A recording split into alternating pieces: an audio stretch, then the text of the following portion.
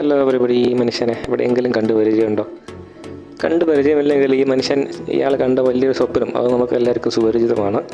അതിൻ്റെ പേരൊന്നും പറയണ്ട, ഒരു ടിക്കൊന്ന് കണ്ടാൽ മതി, നമുക്ക് മനസ്സിലാവും എന്താണ് ആ സാധനമെന്ന്. അത് തന്നെയാണ് നിങ്ങൾ മനസ്സിൽ വിചാരിച്ച അതേ പേര് തന്നെയാണ്.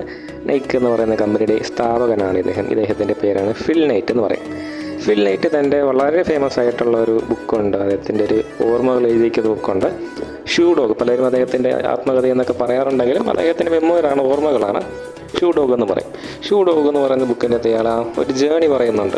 ഒരു കൺഫ്യൂസ്ഡ് യൂത്തിൽ നിന്ന് അദ്ദേഹം എങ്ങനെയാണ് ഈ പറഞ്ഞ ഒരു വലിയ ബിസിനസ് സ്ഥാപനം കെട്ടിപ്പടുക്കിയെടുത്ത് എന്നുള്ള കഥയ്ക്കകത്ത് പലപ്പോഴും നൈക്ക് എന്ന് പറയുന്ന കമ്പനി വായിച്ചിട്ടുള്ളവർക്കൊക്കെ അറിയാം എന്താണ് ഇനി മുന്നോട്ട് പോവില്ല. ജീവിതം, അദ്ദേഹത്തിൻ്റെ വരുമാന മാർഗം എല്ലാ അർത്ഥത്തിലും തടസ്സപ്പെട്ടു എന്നുള്ള ഒരുപാട് അവസ്ഥകൾ വന്നിട്ടുണ്ട്.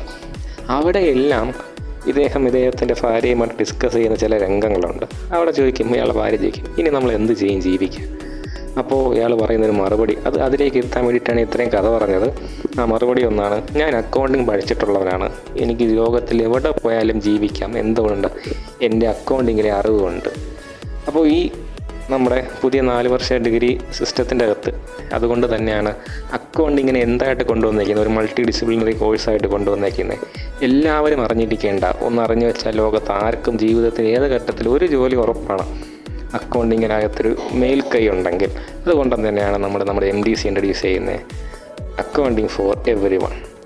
ഈ വീഡിയോയ്ക്ക് നമ്മൾ നോക്കാൻ പോകുന്നത് നമ്മൾ അക്കൗണ്ടിങ് ഫോർ എവരി വണ്ണിൻ്റെ അകത്ത് എത്ര മൊഡ്യൂളുണ്ട്, ആ മൊഡ്യൂളിൽ എന്തൊക്കെ പഠിക്കാനുണ്ടെന്നുള്ള ബേസിക് ആയിട്ടുള്ള ഐഡിയ ആണ് നമ്മളിവിടെ നോക്കാൻ പോകുന്നത്. മൊഡ്യൂൾ 1 ഒരു ഇൻട്രൊഡക്ഷനാണ്. വളരെ ബേസിക് ആയിട്ടുള്ള കോൺസെപ്റ്റ് ഏതൊരു സാധാരണക്കാരന് മനസ്സിലാവുന്ന രീതിയിൽ മൊഡ്യൂൾ 1-ൻ്റെ അകത്ത് പറയുന്നുണ്ട്.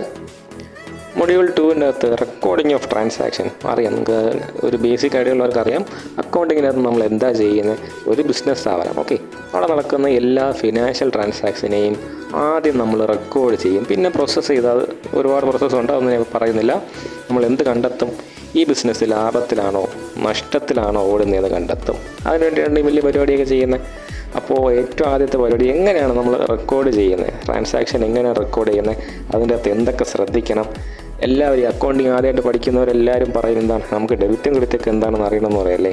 ആ പറഞ്ഞ ബേസിക് സാധനങ്ങളൊക്കെ ഇവിടെയാണ് പറഞ്ഞു പോകുന്നത്. എന്താണ് ഡെബിറ്റ്, എന്താണ് ക്രെഡിറ്റ് എന്നൊക്കെ ഉള്ള കാര്യങ്ങൾ. മൊഡ്യൂൾ 3-ൻ്റെ അകത്ത് ട്രയൽ ബാലൻസ് എന്ന് പറയുന്ന വളരെ ഇമ്പോർട്ടൻ്റ് ആയിട്ടുള്ളൊരു സാധനം, അതെങ്ങനെയാണ് പ്രിപ്പയർ ചെയ്യുന്നത്, ആ ട്രയൽ ബാലൻസ് പ്രിപ്പയർ ചെയ്യുമ്പോൾ എന്തൊക്കെ ശ്രദ്ധിക്കണം, എന്തൊക്കെ എലിമെൻറ്റ് വരും, എന്തൊക്കെ കടന്നിട്ടാണ് ട്രയൽ ബാലൻസിലേക്ക് എത്തുന്നത് തുടങ്ങിയ കാര്യങ്ങൾ അറിഞ്ഞുകൂടാത്തവർക്കൊക്കെ ഒരു പുതിയ കാര്യമായിരിക്കും. ബട്ട് വളരെ സിമ്പിളായിട്ടുള്ള വളരെ രസകരമായിട്ടുള്ള കാര്യമാണ്. കാര്യം ട്രയൽ ബാലൻസ് എന്തിനാണ് ഉണ്ടാക്കുന്നതെന്നറിയോ? നമ്മൾ ഒരുപാട് പ്രൊസീജിയർ ചെയ്തിട്ടാണ് ട്രയൽ ബാലൻസ് എത്തുന്നത്. ട്രയൽ ബാലൻസ് എത്തുമ്പോൾ നമുക്ക് രണ്ട് സൈഡും ഈക്വൽ ആവണം. നമ്മൾ ഡെബിറ്റ് സൈഡും ക്രെഡിറ്റ് സൈഡും ഈക്വൽ ആവണം. ഈക്വൽ ആയാൽ എന്താണ് അർത്ഥം? അരിത്തമെറ്റിക്കലി നമ്മൾ മാത്സിൻ്റെ ഒരു രീതി നോക്കുമ്പോൾ നമ്മൾ ഇത്രയും നേരം ചെയ്ത കാര്യങ്ങൾ ശരിയാണെന്നാണ് അതിനർത്ഥം. അപ്പോൾ നമ്മൾ ചെയ്ത് ശരിയാണോ തെറ്റാണോ എന്ന് അറിയാൻ വേണ്ടിയിട്ട് ഈ സാധനം ഉണ്ടാക്കുന്നത്. അപ്പോൾ അത് ഉണ്ടാക്കാൻ എന്തൊക്കെ അറിയണം, എന്തൊക്കെ ശ്രദ്ധിക്കണം എന്നുള്ള കാര്യങ്ങൾ മൊഡ്യൂൾ 3-ൻ്റെ അകത്ത് നോക്കാം.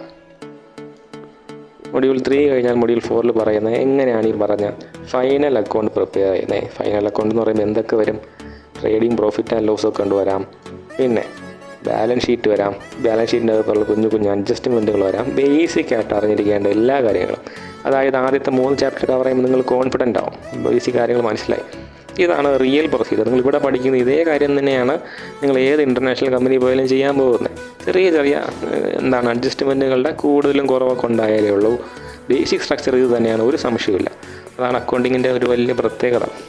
നമ്മൾ പഠിക്കുന്നത് തന്നെ ജീവിതത്തിൽ അത്ര പ്രോപ്പറായിട്ട് അപ്ലൈ ചെയ്യാൻ പറ്റും.